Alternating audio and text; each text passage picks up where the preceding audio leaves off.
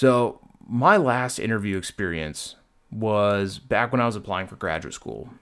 And the first time I applied, my resume was not nearly as good as the second time, as I could have had more work experience. I still had a respectable interview, and it was ultimately a good experience. I was able to meet some of the administrators and my future professors, and this was kind of my way of getting my foot in the door and knowing what to expect the following year when my resume would have the necessary work experience to meet the minimum standard to qualify for the program. So this was my version of preparation, applying once when I wasn't necessarily up to par. But to my surprise, I was actually placed on a wait list after my first year, but ultimately did not receive a seat.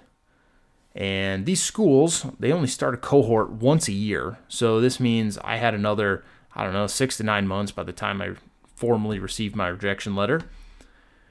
So for the second year, I applied to 3 schools. My resume was adequate. Not a standout, but it was adequate. And it didn't start out well. First school, I received a timely denial letter. That was great. The second school showed up, interview, placed on the wait list. It was fine. I had one more chance before being turned away for yet again another year. So I had a probably more carefree attitude than I should have going into the last interview. It's kind of like, you know what? Don't have a whole lot left to lose here, so let's just go for it. And I was on this school's wait list the previous year, but that does not guarantee entry the following year. Not at all. You still must be amongst the top candidates to receive an offer. So I prepared for this interview in some of the ways we talked about, but it just seems you can never prepare enough. So my interview with this school from the previous year told me many of the questions would be about my support system and how I planned on making the transition from working full-time to studying full-time. And they even recommended bringing in a member of your support system. So this could be a spouse, family member, parent. The school, they really wanted to know that you could do well in the transition. So I arrived in a timely manner, like we talked about, dressed in a gray suit, blue shirt, and a tie. I actually asked both of my parents to accompany me. They've been pretty supportive throughout all of my endeavors. And upon entering the building, I receive a name tag, welcome packet, which has the itinerary for the day. All of the interviewees, about 20 in total, we gather in this commons area, right? So there are small tables, seating for 4. So there were 2 applicants and their support system at each table. There are about 10 staff members, a couple of which secretary, dean of the program, and the rest were professors. So each applicant would have 2 formal interviews for the day. 3 staff members in each interview, and the applicants will all be interviewing independently. So many of the questions were fortunately similar to the prior year. You know, some of the cliche questions about my strengths and weaknesses, others were how I would help a struggling classmate, but they all focused on personal issues rather than academic issues because their philosophy was that all the applicants received an interview because they already had the academic horsepower to handle the coursework, so they weren't really worried about it. It was just the social adjustment, right, the lifestyle adjustment that caused the majority of problems for students. And this program had a reasonable pass rate, so their approach must be valid. My preparation for these interviews not only gave me an idea of how I would answer these questions, but it also let me know that I wanted to say something that would make me stand out. Because after all, there were 100 candidates who had interviews, and only 1 in 3 of those with interviews would actually be accepted. So at the end of my first interview, which was only scheduled for 15 minutes, they asked, well, we've covered all of our questions. What else do we need to know about you? And I thought to myself, this is the perfect time to say something memorable.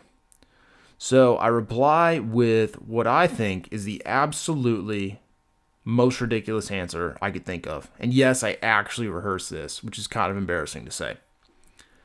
So I respond, I'm a pretty normal guy. And the look on their faces, it was absolutely priceless. Right, so these individuals, they're doctorally educated, and there are some bright minds interviewing me. And I just said that I'm a pretty normal guy. Well, they respond by saying, this is the part where you're supposed to impress us, right? So I reply, I'm a normal guy, but don't mistake that for average. I said, I don't have an average drive to succeed. I don't have an average desire to do well in this program. I don't want to be average at my job, right? I want to be amazing. I want to be inspiring. By normal, I have typical interests for someone my age. I'm easy to talk to. I have a reasonable sense of humor, and I like to have fun. So by this point, there was a grin on some of their faces, and I think this was still a shock factor from how I answered the question.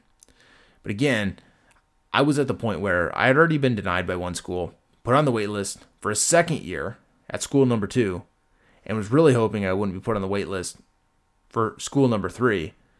So I'm like, what else can I do? So skip ahead 2 weeks, and I actually received an acceptance letter from this program.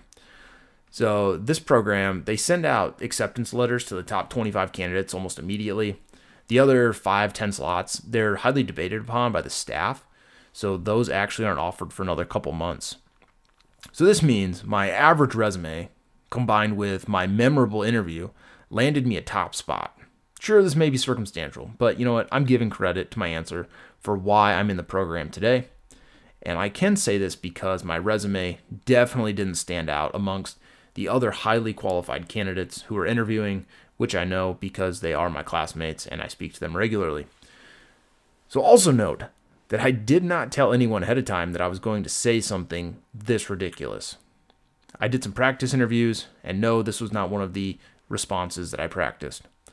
So after the interview, I also didn't tell anybody I said this. Only after receiving my acceptance letter did I finally tell friends and family what I said. And as you can imagine, there were many face palms with disappointing glances. I could only respond by saying, it's hard to argue with the results. So this just goes to show that sometimes giving a cheeky answer can actually work to your advantage. So many people, including myself, during my first year interviews, say these cliche answers. They get asked about their weaknesses. They find a weakness that's actually a strength. My biggest weakness is I'm a perfectionist. Well, guess what? No one cares. Perfection sucks. I can name dozens of reasons why being a perfectionist is actually a weakness. And I think the professors who are conducting the interview appreciated my casual and wholehearted answer, right? My answer was actually pretty easy to support because it was true. It's entirely true, and truth is always the best answer. So next time you find yourself interviewing, keep this in mind. Remember that it's important to say the part about not being average. The statement just doesn't come off the same if you leave it with, I'm a pretty normal and average guy. That doesn't leave a lot of room for showcasing any sort of strength, but you get the idea.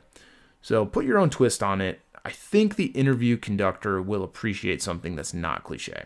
And if it doesn't work and they look at you in disappointing fashion, I do not take responsibility. Maybe consider working somewhere else, somewhere more fun.